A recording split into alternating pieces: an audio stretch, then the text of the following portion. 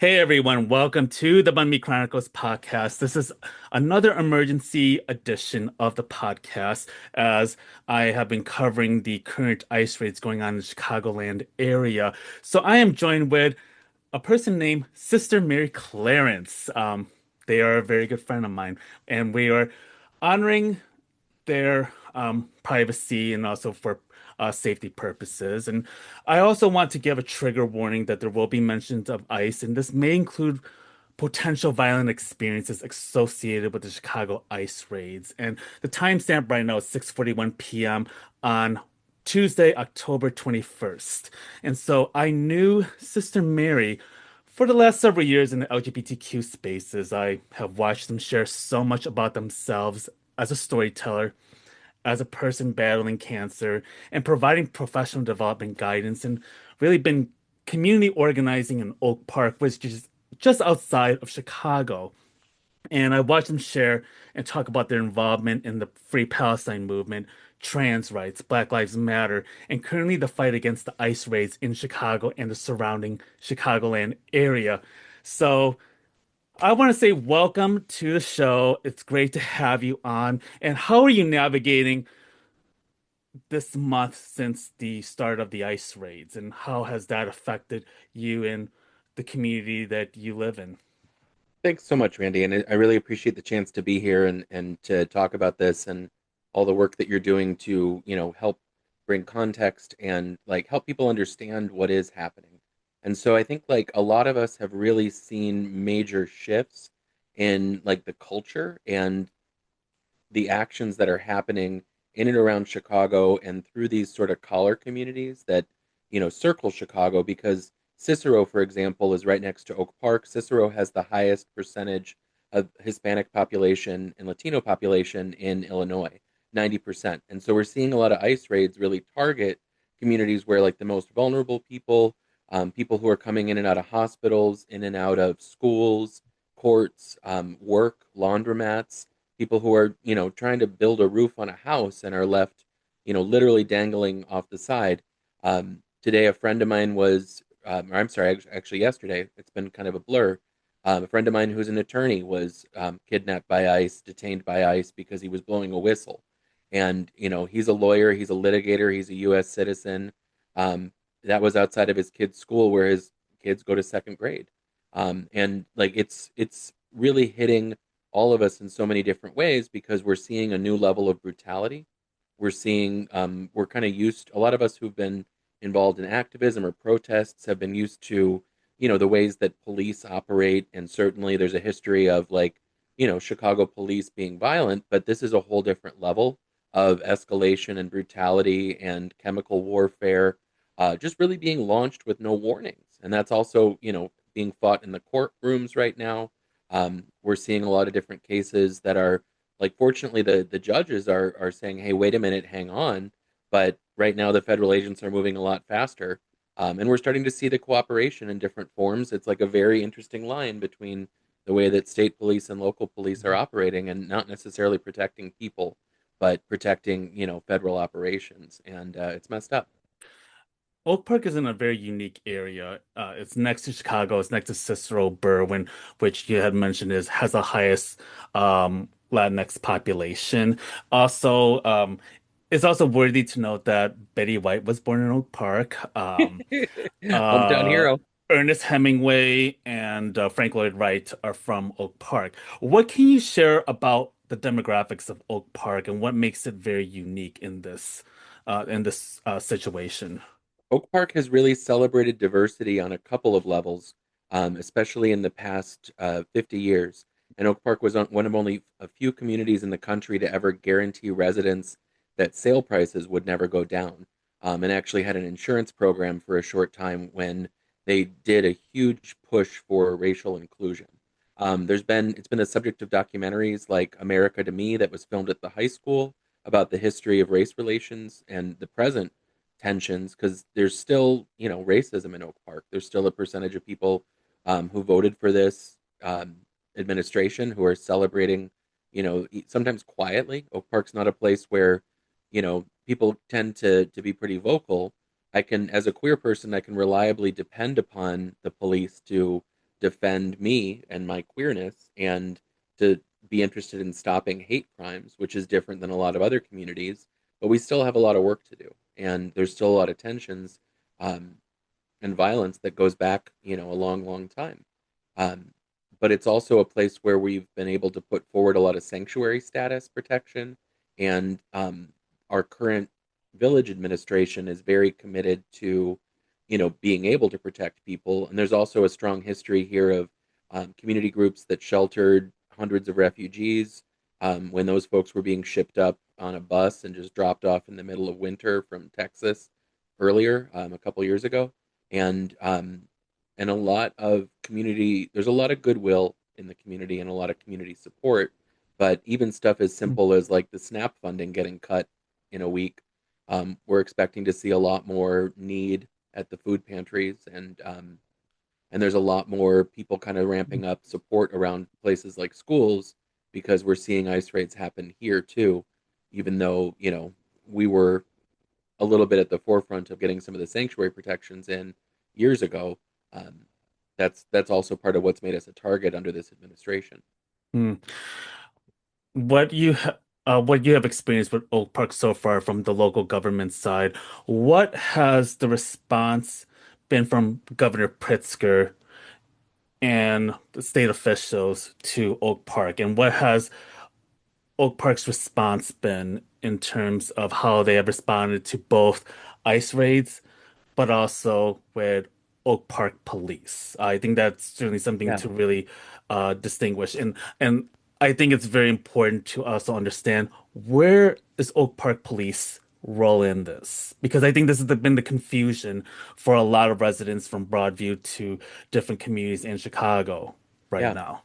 I mean, and I obviously can't speak for the Village of Oak Park or the Oak Park Police Department, in any capacity, but just from my own observations, I think there is like a lot of like trying to figure out and a lot of behind the scenes. I'm assuming there's a lot of power struggles like at the state level because the state police report into Pritzker's office, but Pritzker's on the TV saying that we're going to protect people and be the front lines of protection, and then we're seeing the state police actively beating people with their sticks out in Broadview, and they're running interference for the feds, and stepping between. They're blocking off streets and blocking off the means of stopping ICE agents going in and out of those facilities, with people that they've kidnapped.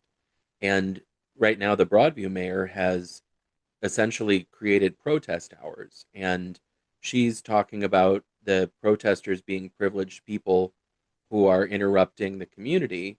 But there's also like a lot of folks talking about ICE as the new slave trade. And so I don't think like there's a really big narrative battle that's being, fought at very local levels where, people's ideologies and their way of looking at things is shifting really rapidly because, from my lens, there's a lot of private prison money and private military contracting money being dumped into, facilities like Alligator Alcatraz are a prime example of like, we're seeing people celebrate the idea of like people being eaten by alligators and hundreds of people are missing. And in the Broadview facility, that's supposed to be a temporary processing space where people are, held for a few hours before they're moved into an actual either like deportation or wherever like they'd go. People are being held in a facility that doesn't it's not designed for overnight, and there's children in there. People have described the conditions as being like, utterly disgusting, and like they can't breathe, and the smell is so thick. There's not like, you know, the human waste and the body odor, and there's not showers, and hundreds of people are inside a building that's not designed to house people at all, and there's no accountability for this, and that's very concerning and alarming that we're seeing like some of the like it's really good to see people standing up and for the rights of Illinois citizens and for the rights of people who are in Illinois, even if they're not citizens. But I'm very concerned about the gap between what's being said on TV and what's actually like being done by the police on the street. Hmm. And the media is not reporting it necessarily. Some of the media is, but it's all over the place. Yeah, which also lends me to how are how is the Oak Park community responding to the ice raids in terms of as far as community members and with schools and hospitals and institutions and other spaces. I'm very curious to see if you could really share about what you have observed so far in these different spaces. Yeah, I mean, I think like a lot of different. The cool thing is that there's already a lot of different groups that already understand and have urgency behind them. So without like kind of going into too many details that would, you know, not necessarily they might not necessarily want public. I think there's a lot of groups that are really setting up for, how do we help be the sand in the gears? How do we slow things down? There's already been instances of people detained and court battles and community rallying support around people who've been detained, and getting them out of facilities. And like that's part of the hidden vulnerability. Like the it's not that it seems like the Department of Justice's lawyers can't necessarily keep up with the amount of filings that are happening in court.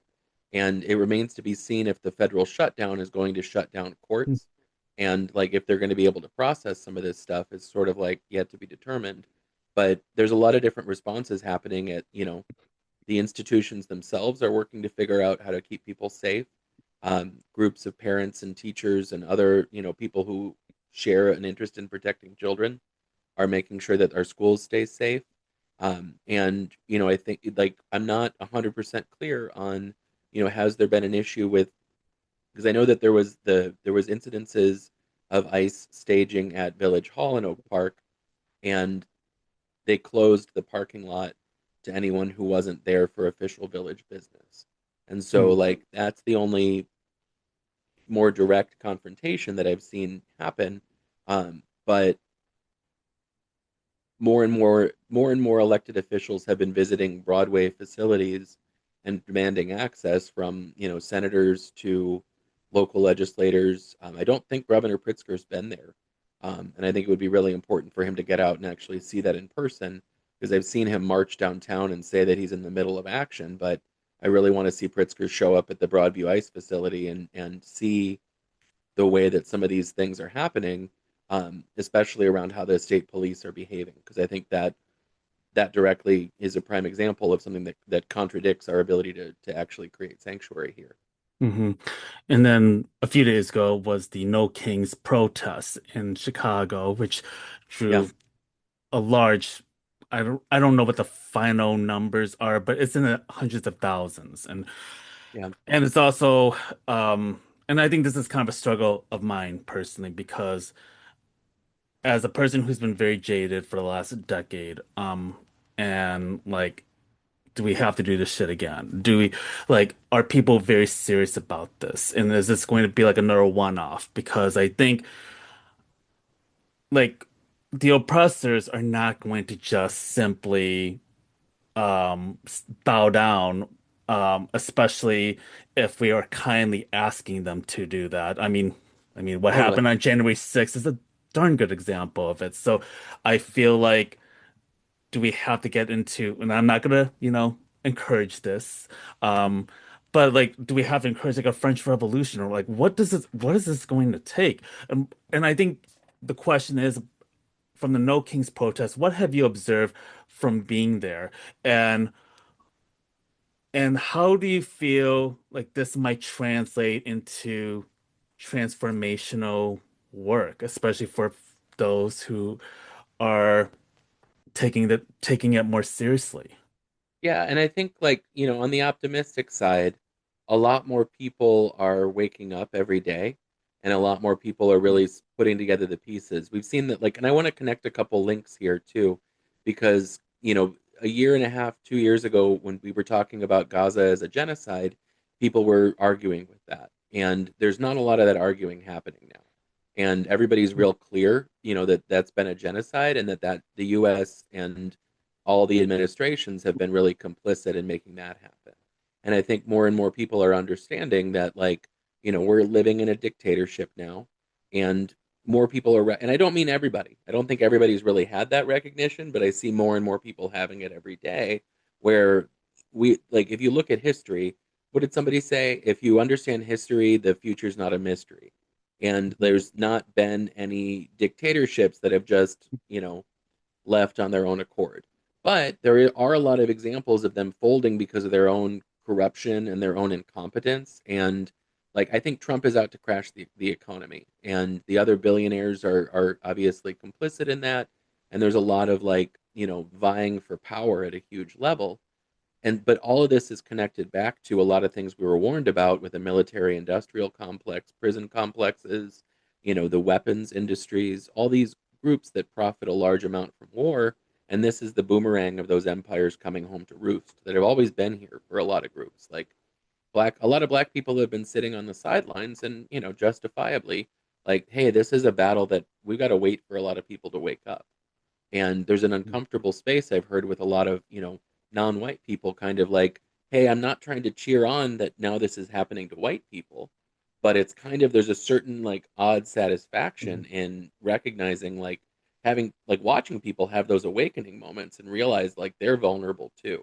They're not safe under this, Mhm. and and I think that that requires like it's really deep. It'll hit a lot of people's trauma buttons and finding out that they're not safe, that their privilege is not protecting them, that this is like, and we see that in Oak Park, like, and kind of to bring it back to the No Kings protest. The last time around, I saw one of those Harris, like, if you'd voted for Harris, we'd be at brunch right now signs, and it like drove me nuts because that's I feel like that's kind of that symbolic of like, yeah, you guys weren't protesting this when it was being set up. Mm. This is and we've got a lot of work to do, but I think as people wake up, the numbers are not on their side. They've had staffing challenges with ICE, police, and military.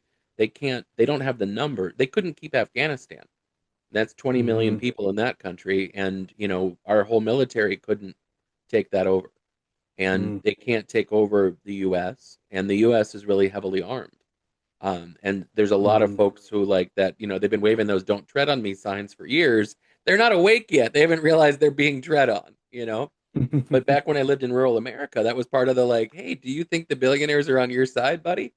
And then you'd see them go like, oh, I guess they're not. And you're like, right, it's not, and it's not that complicated, like at a certain level. So pretty soon, I think a lot of folks are going to be a lot more aware that if you want to play us versus them, like, is this really worth trans people not being able to go to the bathroom or play basketball? Like, now that you can't sell all your crops and your community's dying, like, was that worth it? Because you don't like people with nuts in a dress? Is that that's stupid? That's really stupid. So let's not be that stupid. Let's have communities and healthcare. You know what I mean? Like that's Yeah.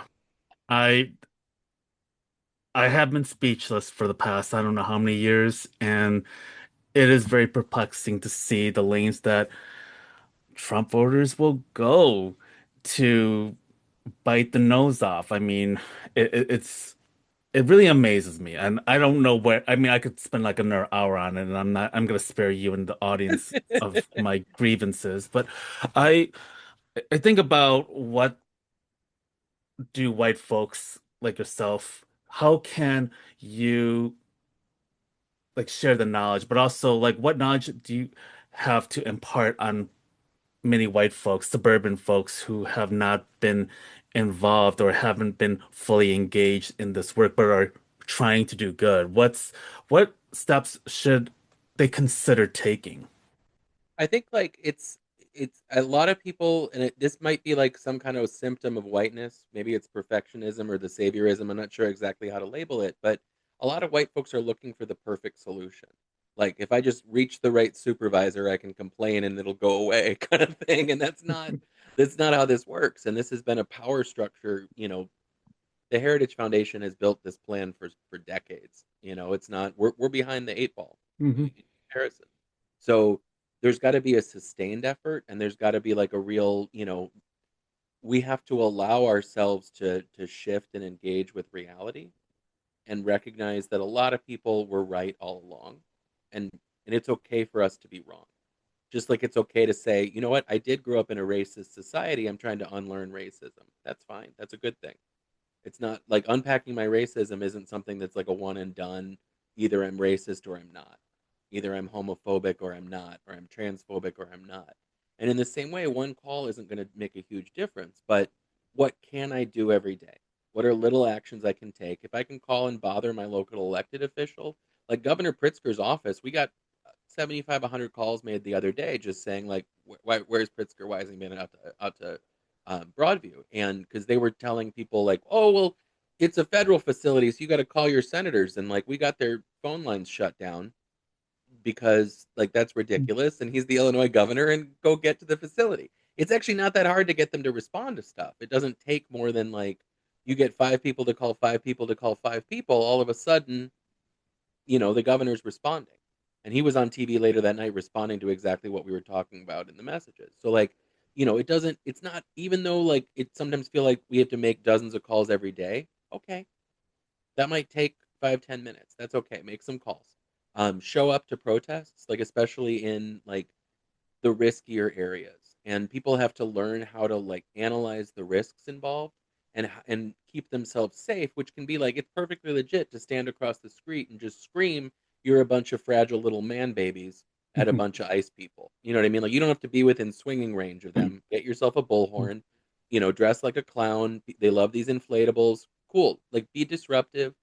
Anything we can do right now to be radically queer is great because they can't stand that. They're horrified. They're terrified of queerness. That's why they're attacking it all the time. So, like, being radically queer in their faces is a lot more effective than we realize. And we're And we very funny too, and we're very petty, and I love that about our community because totally I think someone said it, like one of my guests said it best, like queer people are the best at protests, and right. she's from Korea, and I'm like, yeah, absolutely we are. Totally. Totally. So like I'm encouraging like places like Oak Park, like hire some drag queens to help you out. You know what I mean? Like get you Mhm, some costumes, have some fun with this. You know what I mean? Like pay mhm, your queer people, but get help and figure out where to tap in. And also just the mutual aid level, because I think mhm, we don't talk about how that's actually a form of protest too, but like we're going to need a lot more people at food banks. We're going to need a lot more distribution systems of like getting food to people that can't leave the house for a variety of reasons. And mhm, these systems are being purposely attacked. That's been the Trump administration's plan all along. Steve Bannon said, almost a decade ago that they were going to do arson in all directions, and they're going to light as many fires because the firefighters get exhausted running around trying to put them out because this is life-saving stuff. So just getting engaged with all that stuff makes a huge difference because you also build relationships, and that's the core of like relational organizing. It's so useful to know the helpful people in your neighborhood. mhm, Who are the people running the food bank? Who are the people, prepare doing safety planning around schools? Who are the people helping out? Like knowing the helpers is super valuable. Like those are people mhm, you really want to know. And so it's just very much in everybody's self-interest to like build as tight knit a community, throw block parties, do fundraising. You know what I mean? Like all these groups could use money, rapid response, mutual aid. Like there's a ton of mhm, need to create different economic structures. Do a drag show, pay drag performers, charge mhm. tickets. There's a lot of stuff we need to do right Donate to your local Etsy witches too. now. That part. I know I'm probably gonna be put on the FBI wanted list after this, but that's fine. Um, but anyways, I also wonder about like you as a parent because you have a child. Yeah, I am curious to know what you have learned from your child's school, but also how is your child feeling in all of this? Because I know that you talk about like teaching and helping to, I hate the word radicalizing in a sense. It's really human rights if we're being very plain and simple here. But totally. yeah, I wonder about how have you been able to think about this as a parent? So something that I didn't expect that I think has really been really beautiful was that I got involved teaching sex ed many years ago in the community, and that was partly because I wanted to be ready for those conversations for my kid, by the time she got around to adolescence. But what I didn't expect was that like the book Psychology of Fascism starts off with why sexual repression is the heart of fascism. And so Mm, it turns out that teaching people like, hey, we have a really values aligned curriculum. Everybody deserves consent. Like we believe everybody deserves consent, everybody deserves pleasure in their body, everybody deserves dignity, respect, human rights, and to just be able to experience joy in life is like and I believe in the ideals of like freedom from fear. But those are aspirational, and we don't live in a society that actually actively allows everyone those are seen as privileges, dignity, joy, freedom, expression. Like people are trying to take that away. Immigrants represent the right to migrate. Trans people represent the freedom of self-expression. Palestinians represent the freedom of self-determination. And there's the right to defend yourself. And so like there's a lot of like the ways that these rights are taken away really teach us a lot about like how can we move in safe ways? How can we get our like how am I going to enforce my boundaries? And how do I move safely? So that's kind of been a lot of, for many years, that's been a lot of the conversations like, hey, how do we get prepared for this stuff without traumatizing our kids? And how do we teach our kids to live really rich, full lives with all the love they deserve, even though there's going to be some incredible hardships coming down the road? And like the answer is community. I mean, the answer is like it's relationships, and like how we have relationships is everything. As far as I'm concerned, and not to oversimplify it, but like that, there's an Erica Badu lyric, right? Like I pick my friends like I pick my fruit, and if we can get rid of the rotten apples in our lives, we're doing great. And that's like creating our own sanctuaries for ourselves in our Mm. own spaces where we can be loved, experience love, connect with each other, and be safe, and like that's beautiful. Yeah, as a person who's not a parent, I also wonder what you're observing with um, your child's classmates, and also how are they navigating this fear and this uncertainty? I mean, I don't know what that's like as a parent, and I cannot Yeah, imagine what it's like to be a kid in this day and age. it's really hard. And I think like there's really big, I mean, especially in this context of the pandemic, there's been huge spikes in, mental health needs and kids really struggling with mental health and anxiety and depression. And um that need is enormous right now. And the need for safe spaces, like we know affirming spaces save lives, and we need a lot more affirming spaces. And that's super true for trans and queer kids, but it's also true for kids in general, and they don't get enough safe affirming spaces. And there's a lot of pressure on kids right now and a lot of uncertainty. We talk about what's been effective for other communities in response to ICE. What have you seen that may not be so effective? And obviously, you know, I think that this is definitely a judgment call because each community is tailored very differently, and I think that's something I do want to acknowledge like off the bat here. But I wonder like what has not been working, or at least what you feel like may not be as effective. And I think one of the things that I'm also seeing is we saw what happened with the Facebook groups on Ice Watch, where the Department of Justice told Meta, "You got to suspend this." And Meta, I mean, even though I use Instagram quite a bit, um, I also am very aware of how this feeds a lot of misinformation and surveillance. So that's also part of what I'm starting to feel is starting to become less effective. So I'm very curious from your own experience what you feel like maybe this might not be the best idea at this time. Yeah, and I think the digital surveillance tools is really really scary. And the possibility of or what's possible with AI and surveillance is horrifying. And we're seeing it right now, like with Palantir getting ICE contracts, and the ability of, like some people speculate that Elon Musk took a bunch of zip drives and pulled everybody's government data, and that's exactly what Palantir's software is built to do, is to sort through that. And AI can analyze 300 million people's data in a way that would have taken, the 1950s CIA would have had hundreds of people working thousands of hours trying to do the same amount of analysis that AI is capable of doing, to put together, I don't know how vulnerable, a lot of those databases are. And I think that's kind of the part people, I think we're all really scared to look at that dystopian nightmare in the, and just stare at it and be like, that's so evil. How could that even be possible, especially in a time of climate change? But I think if people knew how dark it can get, and like we're kind of living in that movie right now where, like, I've been joking, we're all time travelers sent to change the future. Like we have to act now. Like don't forget the mission, people. Like act now so we don't like end up in that fucking hell. Hmm. Now's the time. And I think like action's always the antidote to despair. So we have to find ways just to keep acting and like learn from every interaction. And we can't expect that perfectionism that like we're going to know the magical thing that's going to make it all go away. We've got to be radically ourselves and fully in our communities as much as possible. And also like, we still need to wash the dishes. It's kind of it's crazy. But we're balancing all these things and just trying to stay afloat, you know? Yeah, I think that it's certainly something that I think about very much in my own work because I know that digital surveillance is very real. There's a lot of risk involved.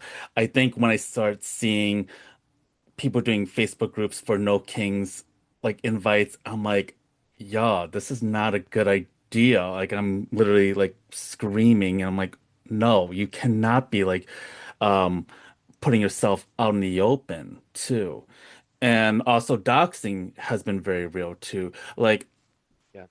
Like I know that you're not the knower of all things when it comes to digital safety, but I'm like, gosh, how do you navigate through these different channels, especially when you know it's very crucial? This is one of the very few ways that we can get to people.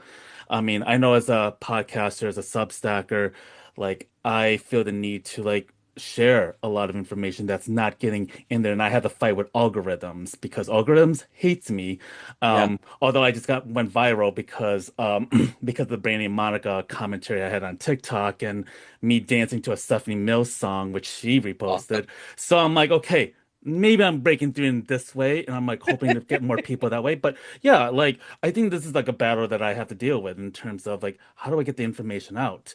Yeah. Um, but surveillance is everything. But also, how do you protect your own safety in the work that you do?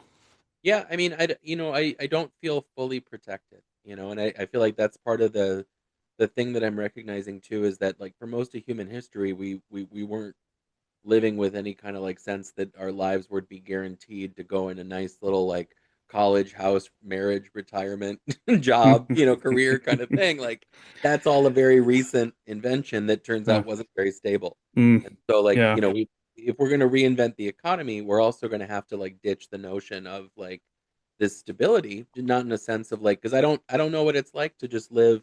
Ta-Nehisi Coates talked about like living without hope in like his visioning of what it meant to like be enslaved, that there was hundreds, some people were like lived their whole life Mhm, with like the quote unquote end of slavery being hundreds of years away.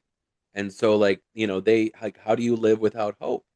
And I don't have a like, and that's pretty bleak, mhm, because I think you can still have joy. You know what I mean? Like there's still ways, and that's part of like the preciousness of life. Like we got to party like it's 1999 right now mhm, because it's that like building that joy is also essential too. But that doesn't mean that like the future is guaranteed, and we have to find a way to like live a good, meaningful life without, like I can't control what's going to happen by 2040. mhm. What have you learned about your own missteps the last couple of years? I think that we had talked about perfectionism, and I think that there is a lack of grace that's being given to a lot of people who are really trying to genuinely do good. And unfortunately, that causes um, mistakes can happen, especially in rapid response moments. And burnout issues are very common in the nonprofit grassroots collective work. Yeah. Um, I think it'd be very interesting to hear about your experiences of what you've experienced as missteps as learning opportunities, because I really do think that folks still have this perfectionism or this people-pleasing tendencies. Like, I don't want to get canceled. I don't want to get kicked out of the group. I feel like I'm going to offend um, other, BIPOC folks as a white person, or I will offend trans folks as a cis person. I'm very curious about how you navigated and how have you had to learn and repair trust with folks that might have felt upset. Wow. Yeah, that's a great set of questions there too. And like I don't know that there's a right or wrong answer, but I'm thinking about like, you know, I didn't know for a long time how valuable it was to be polarizing. and to be able just to lean into the reality that like if 9 out of 10 people don't like me, that's fine. Like I want to find the one person out of 10 that I can really connect with. And not to say fuck the rest of them, but Hmm. yeah, fuck the rest of them. And like if and I'm not like Hmm. I think it's so easy to grow up in this society and accidentally get so wrapped up in everybody else's opinions that we're just layered in expectations about what our life could look like. And seeking out like the pathway to breaking those is taking healthy risks. And everyone gets to decide for themselves like what the hell's a healthy risk versus like I mean there's unhealthy risks we could probably label real quick, but like like what does it mean to like for me wearing a dress on the train in public was like a huge moment. And if I'd done that 20 years earlier, wow, my life would have been different. And it's Hmm. just a dress. But I didn't realize until I was out, on the CTA in a muumuu, I was like, whoa, I feel paranoid. And then I'm like, after years, like, okay, great. I can tell somebody to fuck off if they have a problem. But like, Hmm. actually, like, courage isn't necessary unless you're scared. You Yeah. don't need any courage otherwise. So the only like we got to do shit that we're afraid of if we know that it needs to be done, and that like just finding ways to build our own courage. It's great if those can be done in safe ways because there's a lot of unsafe shit coming. So we're going to need the courage. Hmm. Like we don't have the guarantee of safety in the same way that we used to, and we got to adapt accordingly. Yeah, I think that's beautifully said because it's something I was thinking about this morning. I was like, to be ambitious, to be brave, you have to piss off a lot of your allies. Totally. And I think that's something I think about all the time because I know in this past year I've had this awakening in some ways where I have become more outspoken. I also think Wellbutrin, the medication, to kind of that has gotten me more Totally. jazzy these days. But like, but I think that I find myself now that I'm in my 40s and I know I think we're in similar in age. Like, you get to a point where we've had to work so hard to be validated by people that never were willing to understand us and that we just couldn't fit into this tiny little box Right. and I think that you get to a point where like fuck it, I am not going to just continue like this. And I don't want this to spread into the places that I work at or the community spaces that I'm in because yes, am I scared sometimes? Absolutely. Do I always want to rock the boat? Not always. But there's also a point in place like y'all, like this is a life and death situation and I want to, at the end of the day, when I'm, hopefully when I'm like 80 years old and I'm getting brought to like show and tell, ask like, at a grade school, like where were Right. you during such and such time, like right now, in Right. 2025? And I'll say, this is what I did. This is what I was able to do, not as a way to show off, but as more like, at least I had a conscience then, and that I am not going to live with that guilt for the rest of my life and into eternity. Totally. And that's like the most beautiful thing about our hearts is like how we bleed, and that like the fact that we're experiencing like being able to be in a space to witness like the heartbreak of all that's happening and all that means is it's horrible. It's really hard, but it's also like evidence that like we've got big hearts and big love because the people like you can see it on the faces of some of those ICE agents that they're in the process of recognizing what they're doing. And there's going to be like it's similar to the trauma of people in my family who were in the military who had to live with the guilt of what they'd done in their quote unquote service in certain places overseas. And so like that we've never reconciled with that as a country, certainly, and like we really haven't begun to learn about collective trauma healing, but like that's the work right now. Hmm. And I don't mean to laugh like out of Yeah. like but we're gonna have to like actively heal trauma while we're experiencing it. What gives you the most hope in the most bleakest of times right now? It's a really good question. I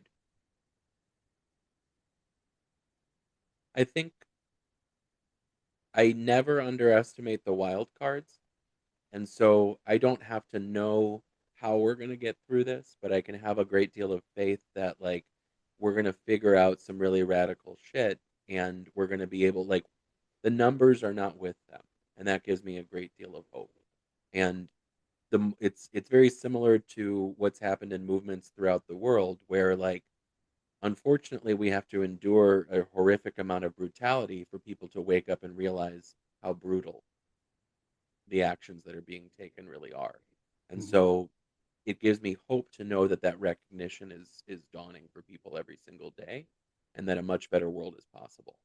And that we're saving lives with every like all the work right now is harm reduction. Mm. Thank you so much. And last question is, talk about your attire, your choice of attire, and what brought you um, to this decision to dress up as a nun. I'm curious of the I context. think the idea of a clown nun is just really funny, you know? And I think like I was raised Catholic, so there's some trauma there, I'm sure, that I haven't Mm. unpacked yet. And I think like costuming and the symbolism right now is really important and the way that like the media is portraying things. And so I just find it kind of fun to be able to throw on a nun costume and there's a lot of fun, puns that can come with it too, but um it's a bad habit. But yeah. Have you like dressed in drag in other personalities? I'm very curious about other personas you've dressed up as. Yeah, I mean, I need to do more. I have an HR lady um drag character, and